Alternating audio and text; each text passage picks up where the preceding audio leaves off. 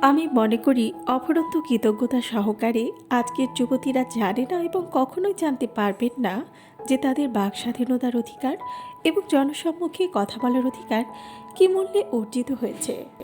আমি কেবল কৃতদাসের জন্যই নয়, সর্বত্রই মানবতার জন্য দরখাস্ত করার আশা করি। বিশেষ করে আমি আমার লিঙ্গের উন্নতির জন্য শ্রম বলতে চাই। আমি বিলুপ্তির আগে একজন মহিলা ছিলাম, আমাকে অবশ্যই মহিলাদের পক্ষে কথা বলতে হবে। আমি বিশ্বাস করি যে অপরাধ ব্যতীত ব্যক্তিগত স্বাধীনতা এবং সমান মানবাধিকার কখনোই হরণ করা যায় না, যে বিবাহ একটি সমান এবং স্থায়ী অংশীদারিত্ব হওয়া উচিত এবং তাই আইন দ্বারা স্বীকৃত, যে এটি স্বীকৃত না হওয়া পর্যন্ত বিবাহিত অংশীদারদের উগ্র অন্যায়ের বিরুদ্ধে প্রদান করা উচিত।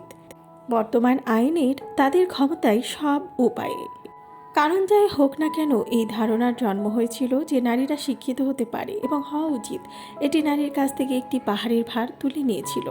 এই ধারণাটিকে ভেঙে দিয়েছে পরিবেশের মতো সর্বত্র বিস্তৃত, যে নারীরা শিক্ষার ক্ষেত্রে অক্ষম এবং কম নারী হবে, কম সব দিক দিয়েই কাঙ্ক্ষিত। যতই বিরক্তি থাকতো, নারীরা তাদের বৌদ্ধিক বৈষম্যের ধারণাকে মেনে নিয়েছিল। মেয়েরা কি গ্রিক শিখতে পারে? শিক্ষা এবং বাক স্বাধীনতার অধিকার নারীর জন্য অর্জিত হয়েছে। দীর্ঘমেয়াদে অন্য সব ভালো জিনিস অবশ্যই পাওয়া যাবে।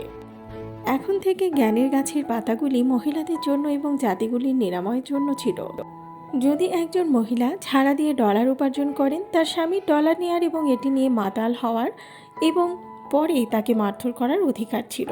নারীরা দাসত্বের মধ্যে রয়েছে। তাদের পোশাকগুলি তাদের যে কোনো ব্যবসায় জড়িত হওয়ার ক্ষেত্রে একটি বড় বাধা, যা তাদের আর্থিকভাবে স্বাধীন করে তুলবে। এবং যেহেতু নারীত্বের আত্মা কখনোই রানী এবং মহৎ হতে পারে না যতক্ষণ না এটি তার শরীরের জন্য রুটি ভিক্ষা করতে হবে, তাই কি এত ভালো নয়?